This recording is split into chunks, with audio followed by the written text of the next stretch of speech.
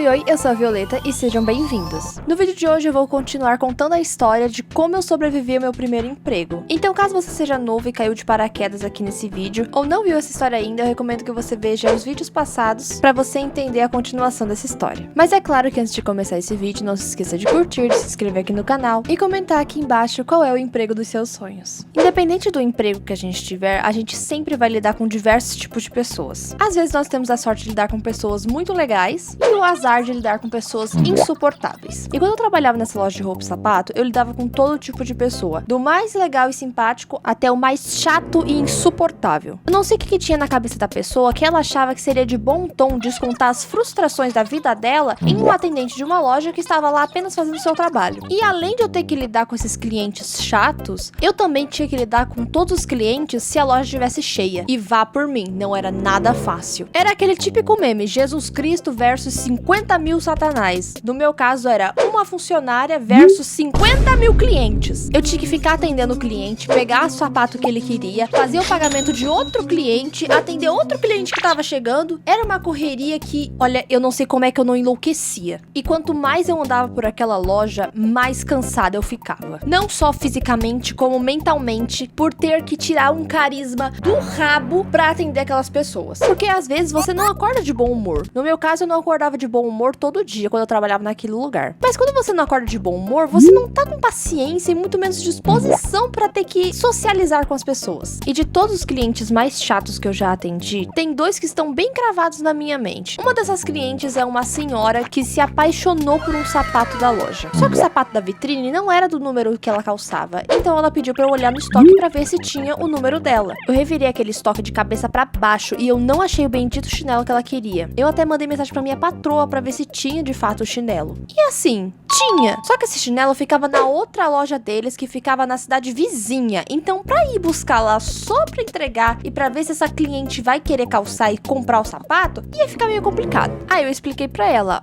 olha, o sapato que a senhora quer não está aqui nessa loja, ela tá na loja da cidade vizinha. Mas a minha patroa já falou que ela vai na cidade vizinha pra buscar o chinelo pra senhora, ok?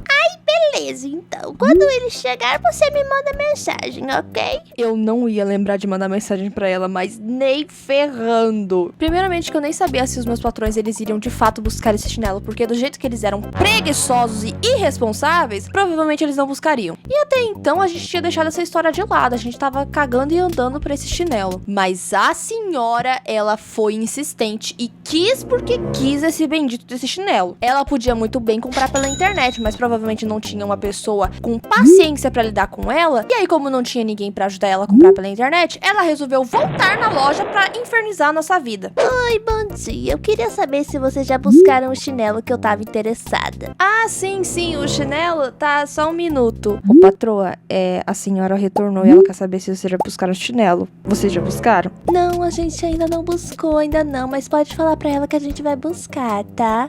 Então, minha senhora, ela falou que ainda não buscou, mas que vai buscar logo logo, ok? Então eu peço que a senhora seja paciente. Nossa, mas que demora pra buscar um chinelo. Tá, eu venho amanhã pra saber se vocês já buscaram ele. Eu juro, essa senhora ficou vindo todo santo dia na loja pra saber se a porcaria do chinelo que ela queria já tava na loja. E depois, finalmente, os meus patrões tiveram a boa vontade de ir pra cidade vizinha buscar aquela porcaria daquele chinelo pra aquela senhora. E aí, ela retornou, obviamente, e perguntou se o chinelo já tinha chegado. E eu fiquei feliz que, pelo menos, ela realmente comprou aquele chinelo. Porque se ela tivesse vindo na loja e infernizado a gente todo santo dia pra, no final, ela não comprar aquele chinelo, ela iria levar aquele chinelo. Mas tem que levar ser pela boca, porque eu ia enfiar na goela dela e ela ia levar esse chinelo, nem que fosse de graça. E como se já não bastasse ter que lidar com essa velha, teve um dia que duas mulheres chegaram na loja e resolveram fazer a troca de um chinelo infantil.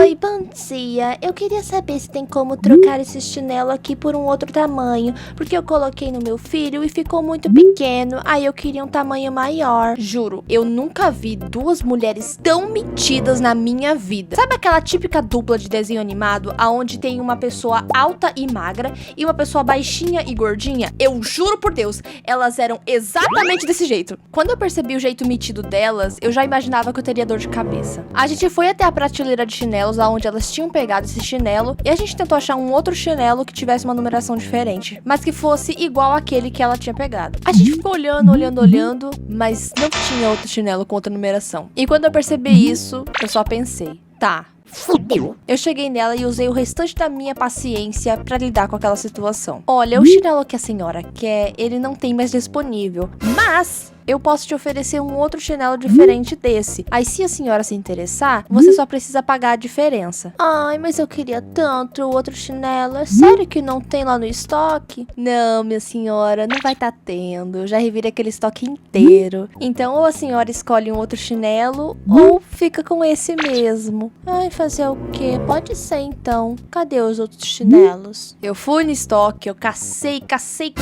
um chinelo que fosse parecido com aquele que ela queria. E depois de eu levar quase o estoque inteiro lá pra ela dar uma olhada, ela finalmente achou um chinelo que interessou ela, devolveu o chinelo que ela tinha pegado, pagou a diferença do chinelo novo e foi embora! Eba! Finalmente, paz e sossego. Ah, é verdade, eu esqueci. Eu não tinha paz e sossego nesse emprego, não tinha. Lembra que eu falei pra vocês uns minutos atrás que os meus patrões, eles eram preguiçosos?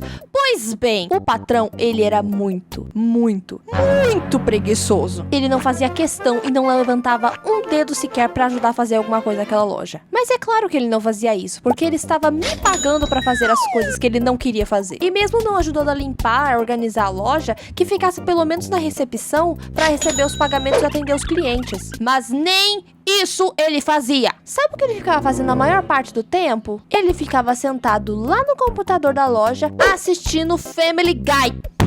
Juro! Não tinha coisa que mais me irritava quando eu passava pra entrar no estoque e via ele assistindo aquela porcaria daquele desenho. Não só isso, ele ficava assistindo esse desenho animado enquanto almoçava. E ele, por trabalhar muito, ele não tinha tempo de cozinhar, né? E aí, por ele estar muito ocupado cuidando da loja, ele encomendava marmita. Até aí, tudo ok. Se ele não tivesse uma preguiça desse tamanho, ao ponto dele ter preguiça de jogar o resto da marmita no lixo. Ai, mas a loja devia ficar muito longe da lixeira. A loja ficava na esquina e tinha uma lixeira na esquina. Ele podia muito bem levantar aquela porra daquela cadeira e jogar a porcaria da marmita no lixo da esquina. Eu falando assim, parece que a loja não tinha nenhum balde de lixo, mas a loja tinha sim um balde de lixo e ficava embaixo do balcão aonde ele trabalhava. O cara não tinha capacidade de pegar a marmita e jogar no lixo, que tava literalmente embaixo dele. Sempre quando eu via ele deixando o pote da marmita do lado no balcão, ao invés de colocar na porcaria do lixo, eu me contorcia horrores por dentro. E adivinha quem que tinha que limpar a porcaria do balcão depois? Pois é, eu mesma. E eu não contei o pior ainda. Quando eu comecei a trabalhar lá, antes de eu me estressar dessas situações que eu tô contando pra vocês, eu não tinha ainda limpado o balcão da loja. E então um dia eu me enfezei e eu e a menina que trabalhava comigo resolvemos limpar aquele balcão que estava imundo. E nesse balcão tinha um pote que provavelmente era da casa deles, só que por algum motivo tava na loja. Enquanto eu limpava uma outra parte do balcão, a Área, outra menina que trabalhava junto comigo na loja, ela tava cuidando daquela parte onde tinha o pote. E quando ela abriu aquele pote, ela ficou desacreditada com o que viu. Ela só me cutucou e disse: "Mano, olha isso aqui." Quando eu olhei pra dentro do pote, tinha pães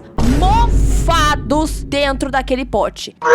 Como que eles tiveram a capacidade e a coragem de deixar um pote com pães mofando no balcão da loja deles? Pra mim, isso seria de demissão. Se eu fosse a dona da loja, eu teria demitido eles faz tempo, porque isso é inadmissível. Primeiro, o que o pote da casa deles tá fazendo na loja, né? Vamos começar por aí. Antes o pote estivesse vazio, tudo bem. Levaram lá e esqueceram. Mas tinha pães mofados dentro do pote.